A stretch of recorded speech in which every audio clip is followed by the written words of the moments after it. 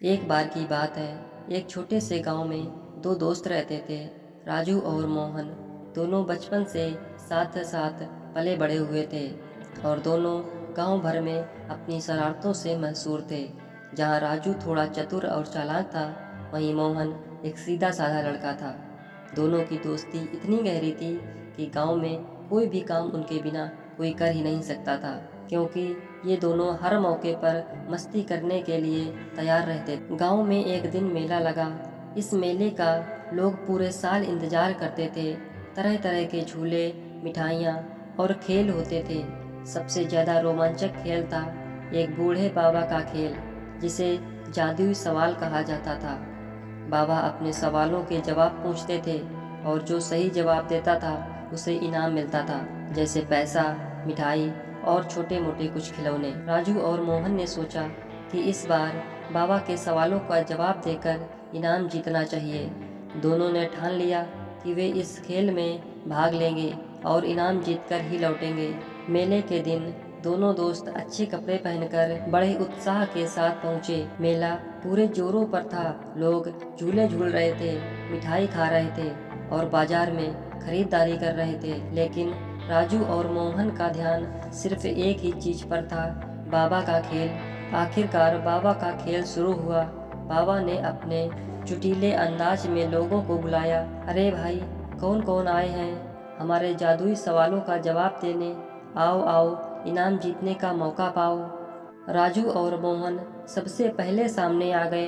बाबा ने दोनों को देखा और मुस्कुराते हुए कहा, आ गए तुम दोनों, चलो देखता हूँ इस बार कितने चतुर हो। पहला सवाल था, ऐसी कौन सी चीज़ है जो बोलती नहीं पर सब कुछ बताती है? राजू ने फटाफट जवाब दिया, आईना। बाबा ने हंसते हुए कहा, बिल्कुल सही, और राजू को एक लड्डू इनाम में दिया। मोहन ने उसे देखकर जलन में कहा, अरे यार, इतना आसान सवाल था, मुझे मौका ही नहीं मिला। बाबा ने दूसरा सवाल पूछा, ऐसा कौन सा फल है जो बाहर से काला और अंदर से सफ़ेद होता है? इस बार मोहन ने जल्दी से जवाब दिया, जामुन। लेकिन बाबा ने सिर हिलाते हुए कहा, गलत जवाब। राजू हंसते हुए बोला, अरे बेवकूफ़, वो काला नहीं होता, इसका सही जवाब नारियल है। और फिर से एक इनाम जीत लिया। अब मोहन की बारी थी। उसे कुछ करना था ताकि वह राजू की तरह इनाम जीत सके। बाबा ने तीसरा सवाल पूछा, ऐसा कौन सा जीव है जो उड़ता है पर पक्षी नहीं? मोहन ने सोचा, फिर सोचा और फिर खुशी से चिल्लाया, चमगादड़। बाबा ने मुस्कुराते हुए कहा, बिल्कुल सही। मोहन खुश हो गया और बाबा ने उसे एक छोटा सा खिलौना इनाम में दिया। अब तक दोनों दोस्त बराबरी पर थे और माहौल गर्मा गया था। अब बारी थी आखिरी और सबसे मुश्किल सवाल की। बाबा ने गंभीर होकर कहा, अब देखता हूँ कि तुम दोनों में से असली बुद्धिमान कौन है। सवाल है, ऐसी कौन सी चीज़ है जो जितनी ज़्यादा बढ़ती है उतनी ही छोटी होती जाती है? राजू और मोहन दोनों एक दूसरे की तरफ देखने लगे। दोनों के दिमाग में सवाल घूम रहा था, लेकिन जवाब समझ नहीं आ रहा था। अचानक मोहन की आंखों में चमक आ गई। उसने बाबा की ओर देखा और बोला, वह चीज़ है पेंसिल। बाबा जोर से हंस पड़े और बोले, तुमने सही जवाब दिया। मोहन खुश होकर उछल पड़ा, जबकि राजू हैरान था कि मोहन ने यह जवाब कैसे दे दिया। बाबा ने मोहन को एक बड़ा इनाम दिया, एक सुंदर चांदी का सिक्का। मोहन इनाम जीतकर बहुत खुश होता है, लेकिन राजू थोड़ा मायूस था कि वह आखिरी सवाल का जवाब नहीं दे पाया।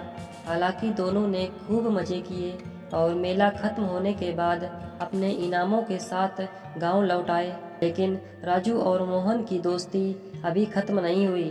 दोनों हर बार मेले में जाते और नए नए इनाम जीत के लाते। इस तरह दोनों दोस्त अपने जीवन में हंसी मजाक और मस्ती के साथ साथ नई नई चुनौतियों का सामना करते। इस मज़ेदार कहानी से हमें यह सीखने को मिलता है कि जीवन में हंसी मजाक और मस्ती बहुत ज़रूरी होती है। दोस्ती का असली मतलब जीत हार से बिल्कुल भी नहीं होता, बल्कि साथ में मस्ती करने और एक दूसरे का साथ देने से होता है। चाहे परिस्थितियाँ कैसी भी हों, अगर दोस्ती सच्ची हो तो ज़िंदगी के हर पल का आनंद उठाया जा सकता है।